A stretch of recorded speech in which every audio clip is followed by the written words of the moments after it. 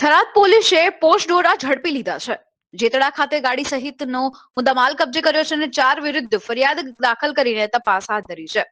વાત કરીએ થરાદ પોલીસની તો લાખો રૂપિયાના પોસ્ટ દોરા સાથે ઝડપી હેરાફેરી કરનાર વિરુદ્ધ ફરિયાદ દાખલ કરીને જથ્થો મંગાવનાર વિરુદ્ધ તપાસ હાથ ધરી છે।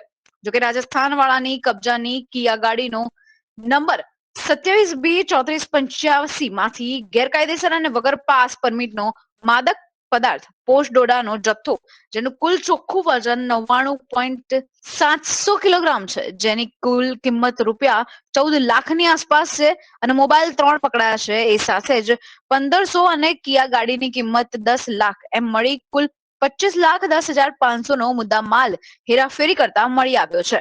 તથા તાહોદાર રાજુભાઈ બિશ્નોઈ જે ચિતલવાણાના છે એનો મુદ્દામાલ ભરાવીને આ મુદ્દામાલ મંગાવનાર તેમજ તહેદારોએ પોતાના કબજા વટાની ગાડીનો ખોટી નંબર પ્લેટ લગાડી ખરા તરીકે ઉપયોગ કરી ગુનોમાં એકબીજાનો મદદગારી કરી હોય એવો ગુનો કરતા પોલીસે આગળની કાર્યવાહી હાથ ધરી છે।